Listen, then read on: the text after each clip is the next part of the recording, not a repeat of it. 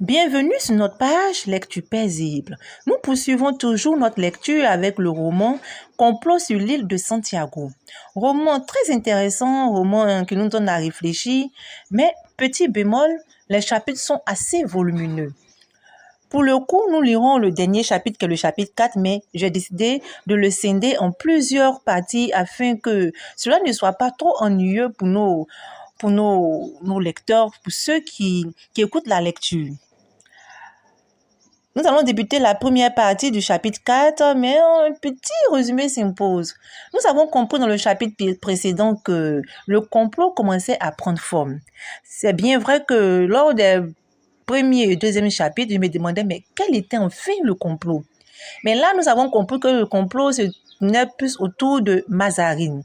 Mais ce que j'arrive pas à comprendre, c'est que le violeur, il a violé Mazarine, il a même pris l'enfant. Donc, Mazarine avait déjà coupé avec sa fille.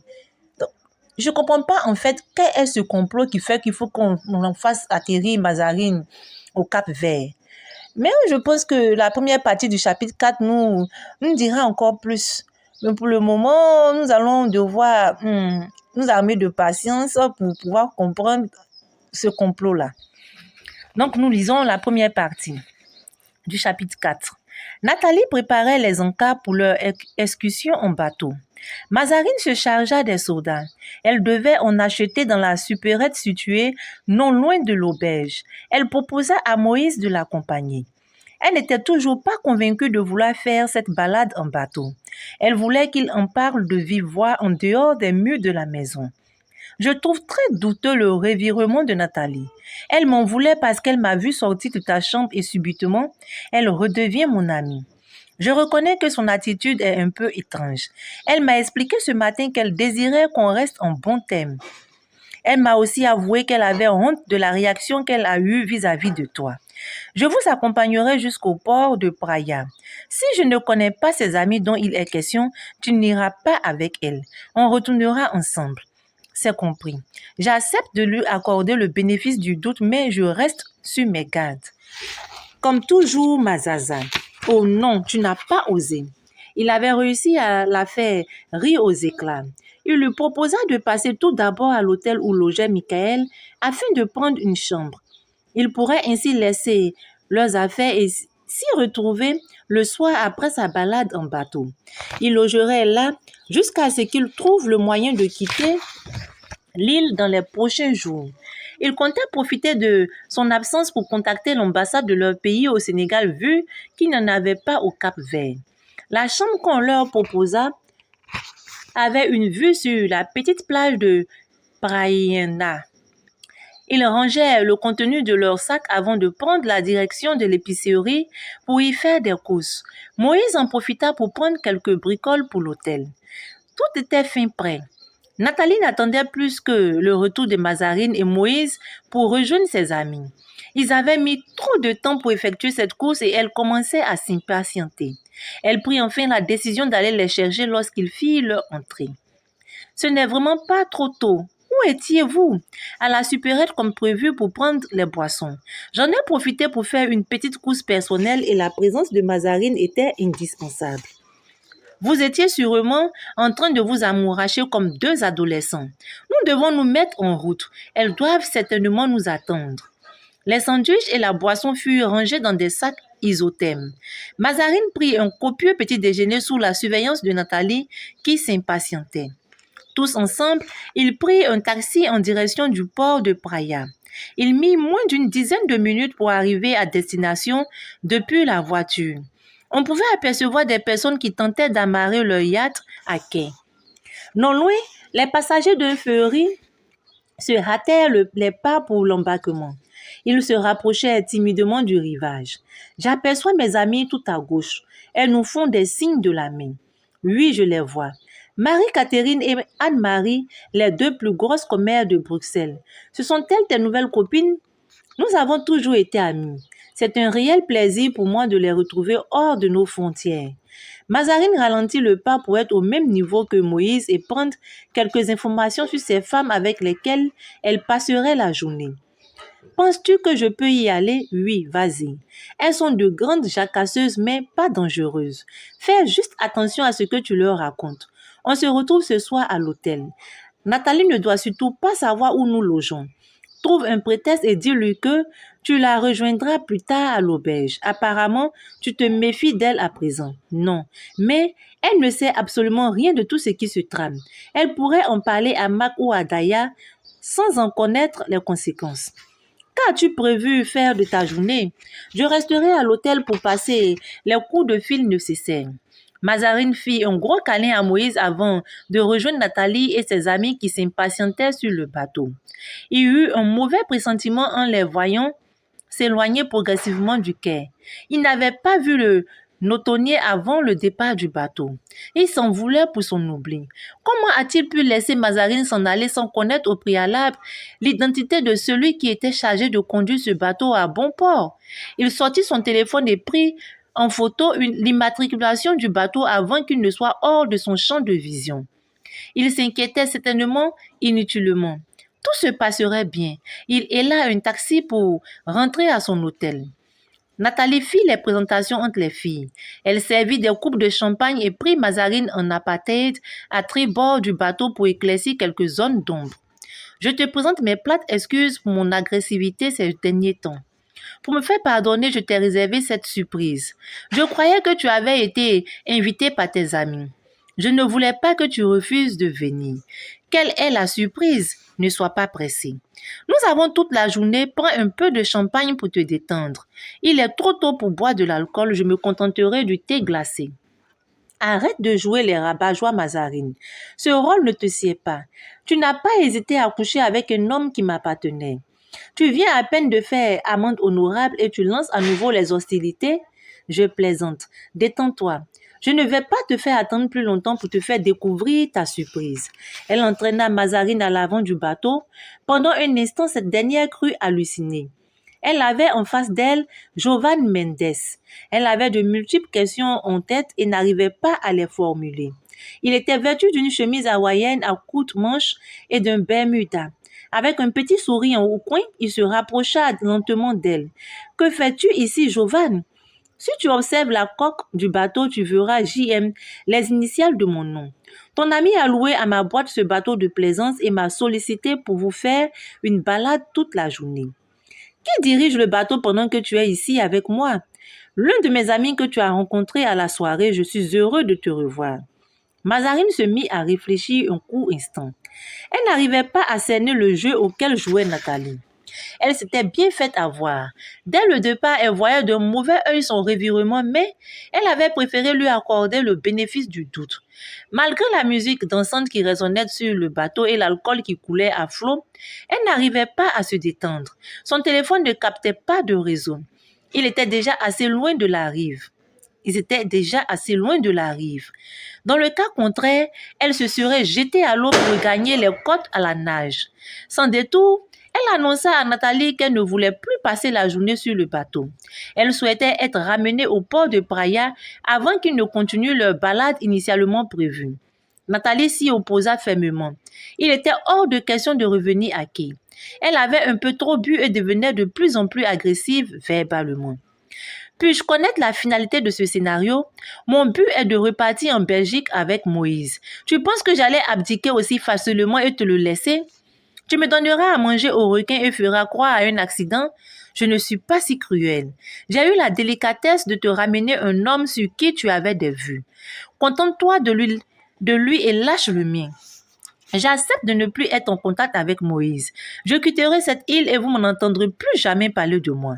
Il ne saura jamais ce qui s'est passé aujourd'hui. Ramène-moi sur la terre ferme. Tu me prends vraiment pour une écervelée? Ton premier réflexe sera de tout lui relater. Ferme-la et profite du paysage. Tu passeras un bon moment tout à l'heure en compagnie de ton amoureux. J'ai l'impression que Moïse n'est qu'un prétexte et tes vraies motivations sont ailleurs. Quelle est la réelle raison de ma présence sur ce bateau? Anne-Marie et Marie-Catherine, agacées par les jérémiades de Mazarine, lui intimèrent l'ordre de se taire afin d'éviter de se faire bâillonner. Elle comprit qu'elle n'avait aucune issue possible. Le regard brouillé, elle s'allongea sur le dos et ferma les yeux vers le ciel. Elle s'en voulait d'avoir été aussi stupide, et une fraction de seconde, elle se mit à sangloter. Des larmes coulaient le long de ses joues. Moïse venait de regagner sa chambre. Il s'assit près de la baie vitrée pour passer les coups de fil qui leur permettraient de quitter l'île. Pendant qu'il était au téléphone, il aperçut Michael sirotant un cocktail autour de la piscine. Il prit la décision de le rejoindre sans lui signifier qu'il avait une chambre dans cet hôtel. Mazarine avait peut-être raison de se méfier de tout le monde. Il était à présent sobre, il pourrait mieux expliquer ce qui l'intriguait à l'auberge. Moïse, quelle belle surprise! Je cherchais justement quelqu'un pour me tenir compagnie. J'ai lu dans tes pensées à distance. Il n'est pas trop tôt pour consommer de l'alcool. C'est un cocktail sans alcool. Tant mieux pour moi.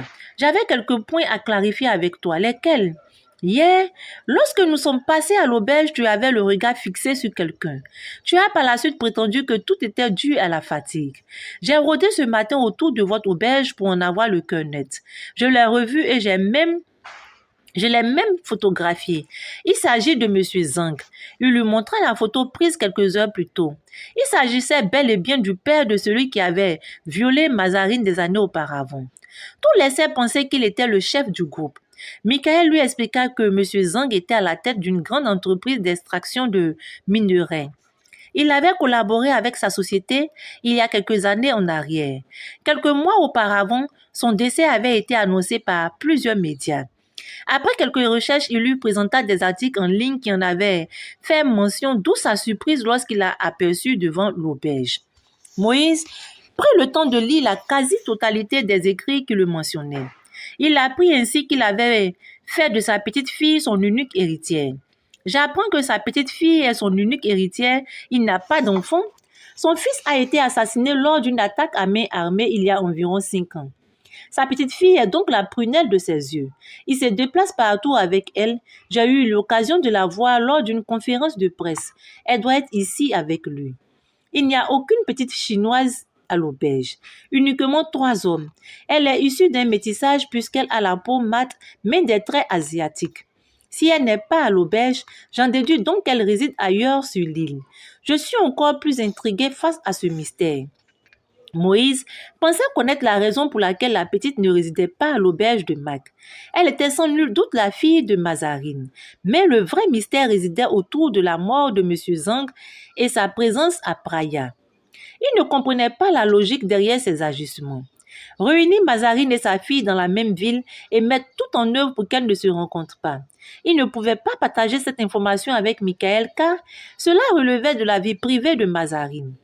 Il avait hâte de la revoir ce soir pour lui relater ce qu'il avait appris. Il appréhendait sa réaction si elle apprenait que sa fille était réellement sur l'île de Santiago. La personne qui détenait la réponse à toutes ces interrogations était Mac. Mais, avec tout le chantage qu'il subissait, il devait se passer de sa coopération. Il ne savait pas quelle stratégie mettre en place pour glaner des informations avant que ce fameux Zhang ne mette son plan à exécution. Il devait peut-être s'en remettre à Michael. Il était très futé. Tu as eu la confirmation ce matin sur Zhang. Comment peux-tu expliquer cette situation? Simuler sa mort pour se retrouver au Cap-Vert. Il s'est fait énormément d'ennemis dans son business. Il trempe également dans des affaires illégales et il n'y a pas d'accord d'extradition entre les États-Unis et le Cap-Vert. Ça serait dommage de s'arrêter en si bon chemin avec un goût d'inachevé. La seule personne capable de me donner des réponses représente un couteau à double tranchant. Elle me donnera l'information dont j'ai besoin ou elle contactera directement Zhang pour qu'il sache que je suis sur ses traces. Dans le premier cas de figure, tout ira bien. Par contre, pour la seconde possibilité, on me fera disparaître de la surface de la Terre. Ne prends pas autant de risques. On voit bien que c'est un homme dangereux à craindre. On avancera progressivement et prudemment pour découvrir la vérité. Tu séjournes dans la même auberge que lui. C'est un point de départ pour Mazarine et toi. Ouvrez les yeux et écoutez le moindre son. C'est ainsi qu'on pourra progressivement résoudre ce puzzle. La barrière linguistique posera un véritable problème. Il s'exprime uniquement qu'en mandarin. Zhang communique généralement en anglais. S'il opte pour le mandarin lorsqu'il est à l'auberge, cela signifie qu'il se méfie de certaines personnes. Mais pourquoi t'intéresses-tu autant à lui? Depuis le premier jour de leur arrivée, j'estimais qu'ils avaient une attitude étrange, des regards, des murmures et des attitudes qui n'inspiraient pas confiance. Tu es généralement accompagné de Mazarine. Où est-elle aujourd'hui? Elle est en balade sur un bateau de plaisance. Pourquoi ne l'as-tu pas accompagnée? C'est un programme entre filles. Je n'étais donc pas conviée. Moïse prit congé de son ami. Il eut envie de faire une petite sieste avant le retour de Mazarine. Il se dirigea dans le hall de l'hôtel, jeta un coup d'œil en arrière avant de prendre la direction de l'ascenseur. Tôt ou tard, il devrait informer Michael de sa présence au sein de l'hôtel. S'il l'apprenait tout seul, il se montrerait méfiant. Il composa le numéro du restaurant de l'hôtel afin que son déjeuner soit servi en chambre. Après un bon repas, il pourrait dormir paisiblement. Plusieurs heures déjà que le bateau naviguait sur l'eau. La petite fête improvisée se poursuivait. Mazarine s'était recroquevillée sur elle-même et observait de loin les filles ingurgiter divers mélanges alcoolisés. Elle s'inquiétait d'autant plus que Jovan était rentré dans la danse. Il alignait les coupes de champagne alors qu'il était censé être le capitaine du bateau. Il lui fallut de longues minutes d'observation pour constater qu'il se rapprochait indéniablement d'une plage qui avait l'air déserte. Le bateau accosta. Nathalie fut la première à descendre. Elle hésita un court instant avant de se tenir debout. Elle suivit Anne-Marie et Marie-Catherine qui s'apprêtaient à rejoindre leur amie sur la plage. Mais, contre toute attente, elle sentit une main ferme la retenue par l'épaule. « Non, pas toi. Suis-je retenue en captivité? Non. Nathalie demande à ton sbire Jovan de me lâcher. N'aie pas peur, il ne te fera aucun mal. Vous feriez juste une balade en amoureux et vous reviendrez nous récupérer plus tard. Écoute-le attentivement. C'est un gentil garçon qui voulait un tête-à-tête avec toi pour te parler de ses sentiments. Mon avis ne compte absolument pas. Tu ne seras pas objective. Tu as laissé entendre que tu aimais les hommes romantiques et attentionnés. Jovan est l'homme qu'il te faut. » Mazarine se rendait compte que Nathalie se foutait simplement d'elle. Le bateau s'éloigna progressivement de la plage. Marie-Catherine n'était vraiment pas rassurée à l'idée de la laisser seule avec ces hommes qui avaient un peu trop bu. Nathalie la rassura qu'elle avait laissé des instructions. Ils savaient exactement ce qu'ils devaient faire. Ils avaient été payés pour exécuter le travail et l'enjeu était beaucoup trop grand pour penser à ses intérêts personnels. Jovan avait donc intérêt à exécuter le plan au pied de la lettre.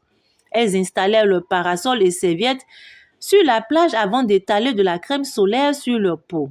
Le temps était beau, il fallait en profiter pour bronzer. Assise à l'avant du bateau, Mazarine tentait à nouveau d'envoyer un message de détresse sans succès. Elle ne désespérait pas pour autant. Elle scrutait l'horizon en espérant apercevoir la garde côtière ou d'autres bateaux de complaisance. Elle constata que Jovan dressait une table avec 2 chaises. Après avoir mis une belle petite nappe, il y ajouta un bouquet d'orchidées. Elle se souvint lui avoir confié lors de leur rendez-vous à la plage Alexandre Albuquerque qu'elle adorait ces fleurs, symbole d'amour et de sensualité. Elles étaient méconnues des amoureux qui privilégiaient des roses. Elle aurait été heureuse de recevoir un bouquet d'orchidées dans d'autres circonstances. Il apporta le repas et mit un peu de musique pour égayer ce moment. Il l'invita ensuite à s'installer à ses côtés pour partager un repas. Sans grande surprise, elle déclina l'invitation. Elle craignait d'être droguée en ingurgitant la boisson et la nourriture présente sur le bateau. Elle ne se contentait que de sa bouteille d'eau minérale rapportée de l'auberge. Il semblait ne pas apprécier ce énième refus. La colère se dessinait progressivement sur le visage de Jovan. Ainsi s'achève la première partie de notre chapitre 4. Que pensez-vous de cette première partie? Je trouve pour ma part que Mazarine a été vraiment très, je vais dire pas très futée. Ça aurait été moi, je n'y serais jamais y allée. Parce que quelqu'un qui n'était pas content de toi, quelqu'un qui te boudait, qui te parlait mal, du jour au lendemain te propose de faire une sortie et toi, tu tombes dedans la tête première, sans chercher à comprendre, en pensant que cette personne-là avait déjà oublié, elle était passée à autre chose. Donc, je trouve que là, elle a manqué un peu de jugeote. Elle aurait dû refuser d'accompagner Nathalie sur ce bateau. Et je me demande bien comment elle ferait pour se sortir de ce guet-apens. Je vous dis à très bientôt. Bye!